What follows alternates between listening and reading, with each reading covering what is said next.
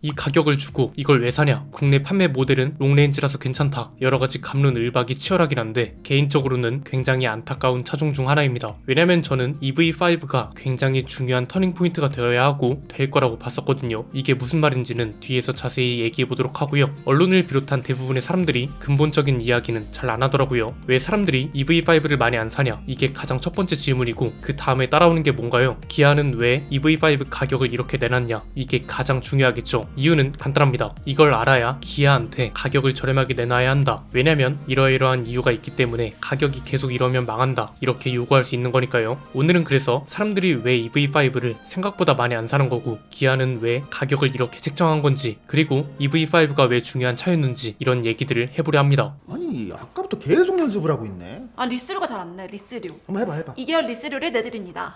2개월 리스료를 내드립니다. 내드립니다. 2개월 있잖아. 2개월 할 때 약간 진심을 담아야 돼. 가슴에. 2개월 리스료를 내드립니다. 그렇지. 여기에다가 BPD-오토를 앞에 살짝 넣어가지고 풀로 해봐.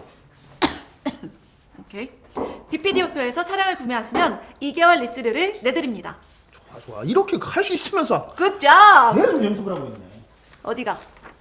BPD-오토 자, 데이터부터 보고 시작할까요? 실제로 많이 안 팔렸냐가 중요할 텐데 절대적으로 보나 상대적으로 보나 판매량이 높다고 하긴 어려운 상황입니다. EV5 고객 인도가 9월부터 이뤄졌으니 한 달 꽉 채운 데이터를 보려면 10월 판매량을 보면 되겠죠. 10월 전기차 판매량을 보면 모델 Y가 3712대로 1위였고요. EV5는 PV5와 EV3보다 덜 팔려서 4위에 그쳤습니다. 이제 막 출시된 신차라는 것과 더불어서 한국인들이 좋아하는 크기의 SUV라는 점까지 감안한다면 높은 판매량이라고 말하기는 어렵죠. 이게 전체 판매량으로 보면 체감이 더 쉽습니다. 내연기관차와 하이브리드 차 판매량까지 포함한 전체 순위를 보면 모델 Y는 10위를 기록했고요. EV5는 29위까지 내려가야 보입니다. 절대적으로나 상대적으로나 신차 효과를 보고 있다고 하긴 어려운 수준이란 거죠. 이 대목에서 이런 반박이 나올 수 있습니다. 아니 10월에 연휴가 길었잖아. 이런 걸 감안하면 당연히 판매량이 적게 나오지. 이런 겁니다. 그런데 이건 EV5한테만 해당되는 얘기가 아니죠. EV3나 PV5보다 판매량이 많았다면 어느 정도 납득할 수 있지만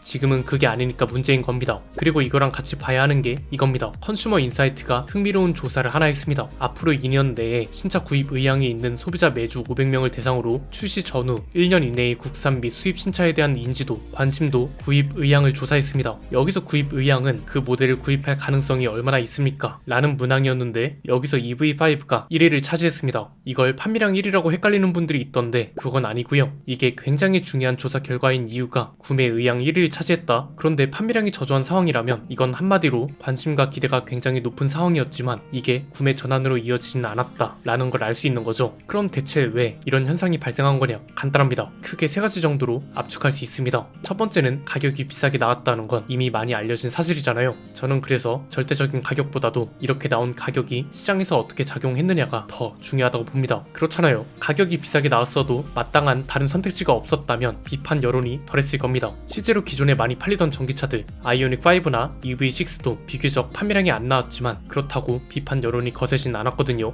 왜? 그때는 선택지가 없었는데 지금은 대안이라고 할 만한 선택지가 있으니까요. 이 대목에서 모델 Y 얘기를 안 할 수가 없는데 단순히 모델 Y랑 가격이 비슷하다는 것만 문제가 된 건 아닙니다. 뭐야? 모델 Y랑 가격이 비슷하다? 그럼 굳이 살 필요가 있나? 여기서만 끝난 게 아니잖아요. 가장 결정적인 이유가 차선책으로서 EV5가 제 역할을 못했다는 게 가장 큰 문제이자 아쉬운 점이라고 봅니다. 아주 간단하게 얘기해서 기본적으로 자국 소비자들은 자국 브랜드를 선호하는 경향이 있잖아요. 마침 테슬라는 굉장히 큰 이슈가 터졌습니다. 지난번 영상에서 자세하게 이야기했지만 BMS A079라는 오류 그 자체보다도 테슬라 코리아의 대응이 소비자들을 더 화나게 하고 있습니다. 만약 EV5 가격이 괜찮게 나왔었다면 사람들은 고민 없이 테슬라를 포기하고 EV5로 넘어갔을 겁니다. 그런데 이게 결국은 안 됐습니다. 결정적으로 판매량도 높이면서 한국 전기차 시장이 판도를 바꿀 수 있는 차였다고 보거든요. 솔직히 그냥 딱 보면 디자인도 너무 잘 빠졌고 크기도 적당하고 한국 소비자들이 좋아할 만한 요소는 거의 모두 갖췄잖아요. 즉 아직 한국에서 전기차가 최선의 선택이라고 하기에는 애매한 시점에서 차선책이라도 됐어야 하는데 그걸 못했다는 게 가장 아쉬운 거죠. 두 번째는 가격이 일단 비싸게 나온 건 오케이, 알았다 이겁니다. 그런데 그럼에도 왜 유독 더 비싸게 느껴졌던 거냐? 간단합니다.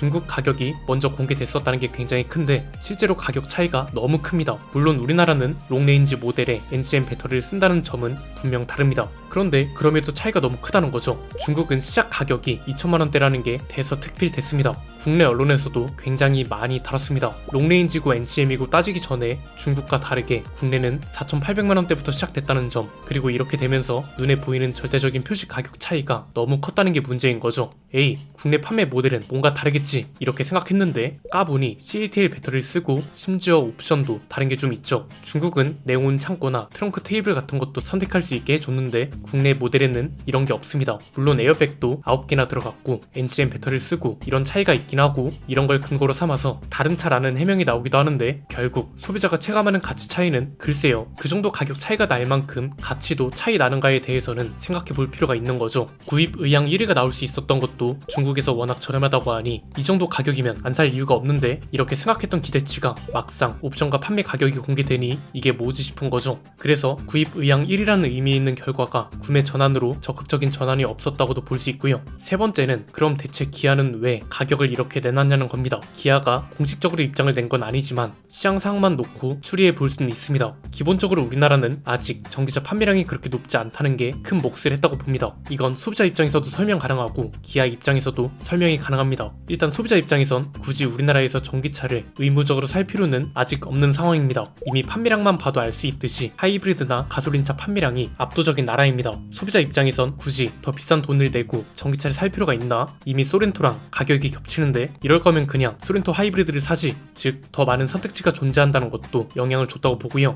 기아 입장에서도 마찬가지입니다. 한국에서 전기차를 못 팔면 망한다? 만약 이런 상황이었다면 EV5 가격을 이렇게 내놓진 않았을 겁니다. 그런데 어차피 판매량 1등은 소렌토가 하고 있고 상위 5위권에 카니발하고 스포티지가 있습니다. 굳이 전기차 판매량이 목숨을 걸지 않아도 이미 잘 팔리는 차종이 수두룩하기 때문에 기업 입장에선 파격적인 가격을 의무적으로 내놓을 필요가 없었던 거죠. 그래서 EV5 가격이 왜 이렇게 나왔고 이게 시장에서 어떤 결과를 보여주고 있는지는 충분히 해석할 수 있는데 그럼에도 가격이 중요한 이유, 그리고 앞으로 출시될 차들은 가격이 특히나 기대되어야 하는 이유가 있습니다. 저는 최근에 발표된 엔비디아와의 협업이 큰 터닝포인트가 되어야 한다고 보거든요. 이미 자율주행 시장에서 우리가 뒤처지고 있는 건 사실입니다. 이게 뭐 기술이 문제라기보단 조건이 불리하다는 거죠. 그냥 아주 단순하게 조건부 레벨 3 자율주행이라도 상용화한 브랜드와 그렇지 못한 브랜드가 있어요. 그럼 빅데이터 수집에 있어서 더 불리한 쪽은 당연히 후자가 맞잖아요. 여기서 이제 중요한 게 엔비디아와 협업하는 걸로 알려지면서 기대치가 일단 올랐습니다. 여기서 기대치가 높아진 것만 따지는 게 아니라 엔비디아와 협업을 했다고 그럼 더 기다릴 수 있지, 이렇게 일종의 시간 벌기도 자연스럽게 따라왔다는 거죠. 이게 좀 더 확실한 시간 벌기가 되려면 지금부터라도 가격 경쟁력에 초점을 둬야 한다고 보는 겁니다. 항상 말씀드렸던 것처럼 보조금 없이도 합리적으로 살 수 있는 수준의 가격이 필요하고요. 이건 기준이 명확합니다. 보조금 300만원을 갑자기 못 받게 되더라도 테슬라나 비아디처럼 자체적으로 지원이 가능할 정도가 되어야 합니다. 한국 시장만 중요한 게 아니라 글로벌 시장에서 경쟁해야 합니다. 이미 평균적인 상품성은 올라왔으니 가격으로 점유율을 확보하고 시간도 버는 게 중요할 수밖에 없는 거죠. 마침 어떤 차들이 출시될 예정이냐?